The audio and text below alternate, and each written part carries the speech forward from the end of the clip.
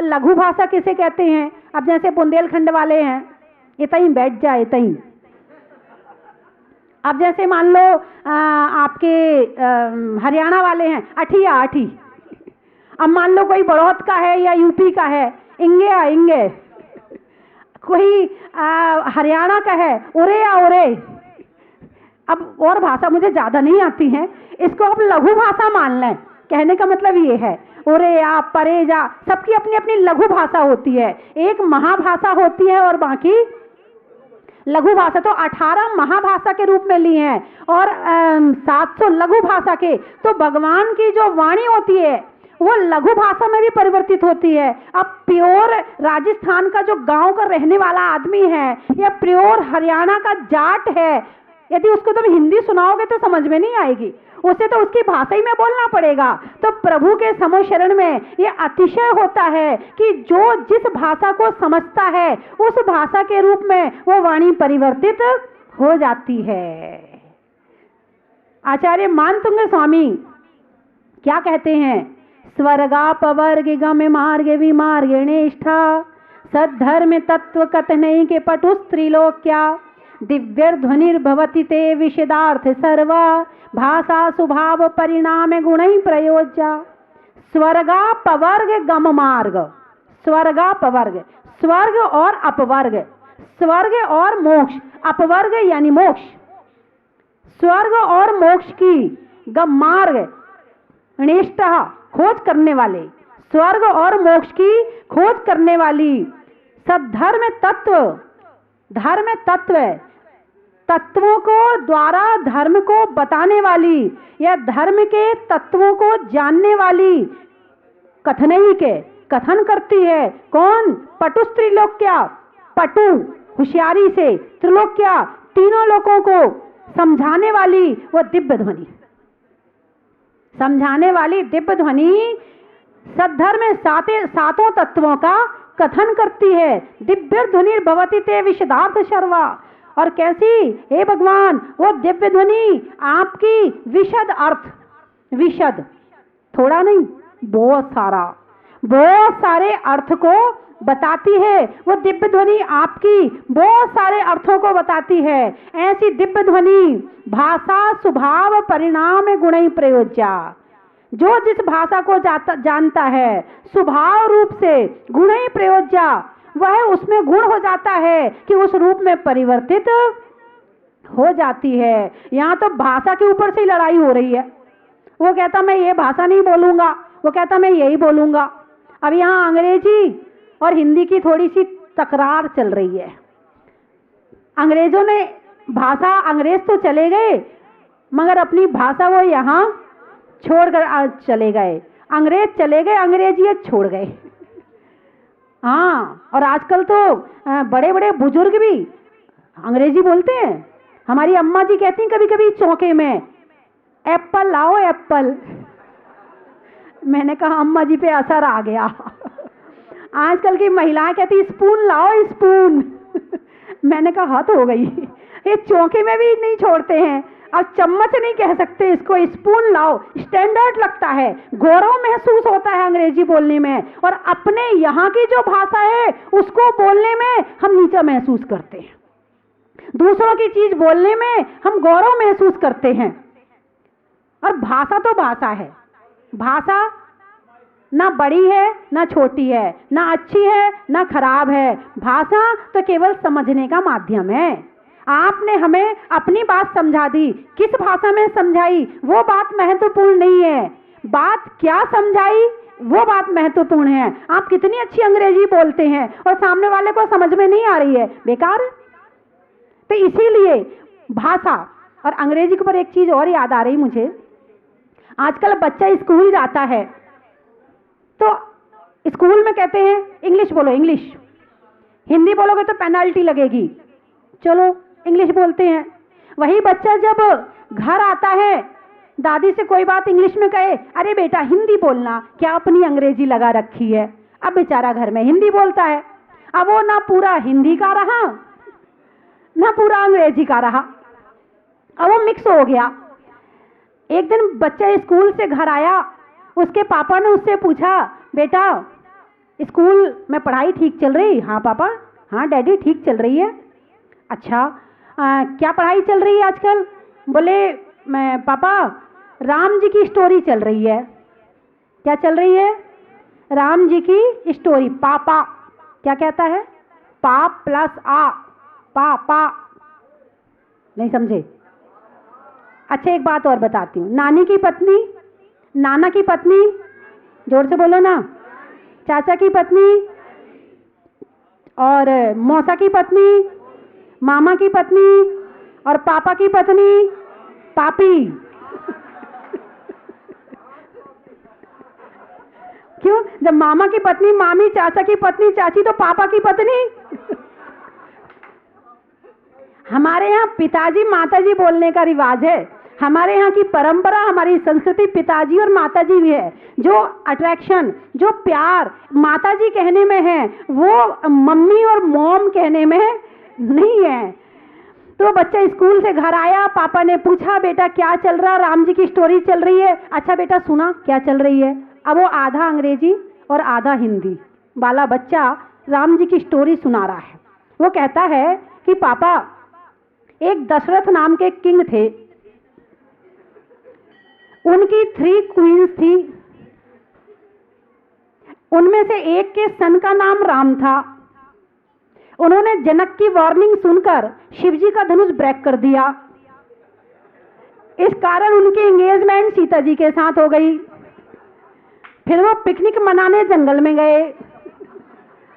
वहां रावण ने 420 करके उनकी वाइफ का किडनैप कर लिया। तो ना राम जी को टेंशन हो गई, उन्होंने रावण का मर्डर कर दिया।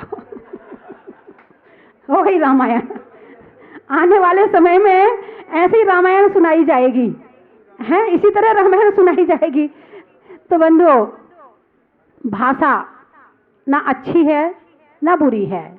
भाषा केवल समझाने का एक तरीका है, सामने वाले को अपनी भाव व्यक्त करने का एक तरीका है। हमारे पास भाव हैं, लेकिन हम सामने वाले से कैसे कहें कि हमारे मन में भाव हैं? वो भाषा उस बात को वहां तक पहुंचाती है।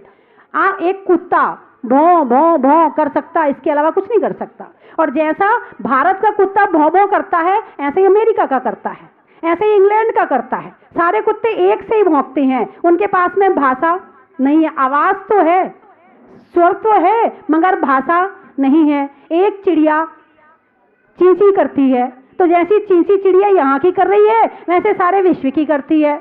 जैसे बिल्ली म्याऊ म्याऊ यहाँ की करती है, वैसे बिल्ली म्याऊ म्याऊ सारी दुनिया की करती है। जैसे घोड़ा हिनहिनाता यहाँ का है, वैसे सारी दुनिया का हिनहिनाता है। लेकिन जैसा राजस्थान का आदमी बोलता है, वैसा मध्य प्रदेश का आदमी नहीं बोलता है। ये दिमाग है, डेवलप हो सकता है। मनुष्य एक सभ्य प्राणी है, एक बहुत अच्छी, जैन धर्म के हिसाब से बहुत अच्छी पर्याय है। इस पर्याय में हम बहुत कुछ प्राप्त कर सकते हैं। भाषा नहीं होगी तो शास्त्र कैसे पढ़ोगे? भाषा नहीं होगी तो मंत्र की जाप कैसे करोगे? भाषा नहीं होगी तो अपनी बात कैसे समझाओगे? संसार के जितने जीव जंतु हैं, कोई नहीं कर सकता ये काम केवल मनुष्य कर सकते हैं। बाकी जो क्रिया एक पशुओं में है, खाना पीना सोना रहना परिवार बसाना, और वही मात्र क्रिया मनुष्यों में हो गई, तो पशु और मनुष्य में कोई अंतर नहीं हुआ। अंतर यही पैदा होता है कि भाषा मिली है और उस भाषा से प्रभु के गीत गा रहे हैं। भाषा मिली है, उस भाषा से हम आपस में प्रभु की चर्चा कर रहे हैं। हमें भाषा मिली है तो उस भाषा से हम मंत्रों की जाप कर रहे हैं, और जाप भी नहीं कर सके तो ये भाषा मिलना और ना मिलना बराबर है। इससे अच्छा तो ना मिलती, वो ज्यादा ठीक थी। कम से कम किसी की बुराई भलाई तो ना करते। भाषा नहीं होती तो कम से कम बुराई भलाई तो ना करते। और जितनी देर में बुराई भलाई कर रहे हो, इतनी देर में आप जो हैं भगवान के नाम की माला फेर लें तो बहुत कुछ मिल जाएगा। तो भगवान की दिव्य ध्वनि, ये जो मैं बोल रही हूं ना, ये मैं नहीं बोल रही हूं, सब भगवान की वाणी है। का खा गा कहां से आया? आदिनाथ भगवान से मिला है। संख्या गिनती कहाँ से मिली? वो भी आदिनाथ भगवान से मिली है। तो यहाँ जो चल रहा है वो सब जिनवाणी के शब्द है, सब भगवान की दिव्य ध्वनि है। यदि ना भगवान महावीर बताते, ना गणधर को मिलता, गणधर को नहीं मिलता तो आचार्यों ने नहीं लिया होता, आचार्यों को नहीं मिलता तो शास्त्र नहीं लिखे हुए होते, और शास्त्र नहीं होते तो आज हमारी मुनि परंपरा नहीं होती, और मुनि परंपरा नहीं होती तो आज हम यहाँ नहीं होते, और हम नहीं होते तो आप यहाँ नहीं होते। भगवान तो होते मगर भक्त नहीं होते। तो जिनवाणी देव शास्त्र गुरु, देव शास्त्र गुरु, देव के बाद में, भगवान के बाद में जिनवाणी को रखा गया है। जबकि जिनवाणी बोलती नहीं है, लेकिन फिर भी दूसरे नंबर पर जिनवाणी को रखा गया है, और तीसरे नंबर पर गुरु को रखा गया है। और आप जब षट आवश्यक का पालन करते हैं, वहां पर देखिए देव पूजा, गुरु उपासना, स्वाध्याय, यहाँ तीसरे नंबर पे रख दिया स्वाध्याय। जहाँ पूजा करनी है वहाँ शास्त्र दूसरे नंबर पर, जहाँ पढ़ना है वहाँ तीसरे नंबर पर। क्यों? पहले देव पूजा, फिर गुरु उपासना, और गुरु के पास जाओगे तो स्वाध्याय तो अपने आप हो ही जाएगा। इसीलिए यहाँ तीसरे नंबर पे स्वाध्याय रखा है और वहाँ दूसरे नंबर पर शास्त्र को रखा गया है। तो बंधुओं, दिव्य ध्वनि भगवान की जो कीर्ति है, हम साक्षात तो अभी नहीं सुन पाते हैं। जो सामायिक के 3 काल बताए गए हैं, मध्य काल जो संध्या काल जिसे बोलते हैं, संध्या काल, संध्या बेला आप केवल शाम को समझते हैं, जबकि संध्या बेला दिन में 3 बार होती है। सुबह आ रही है, रात जा रही है, मिक्स हो गया, ये संध्या बेला हो गई। दिन जा रहा है, शाम रात आ रही है, ये संध्या बेला हो गई। 12 बजे रात को, है ना, इसी तरह से वो आधी रात्रि जा रही है और अपर रात्रि आ रही है, तो ये सब संध्या बेला कहलाती है। ऐसी संध्या बेला में आज के दिन भी समो शरण विदेह क्षेत्र में लगे हुए हैं, सीमंदर स्वामी के समो शरण लगे हुए हैं। तो इस समय में सामायिक क्यों बताई? अपना एंटीना सेट करके बैठ जाओ।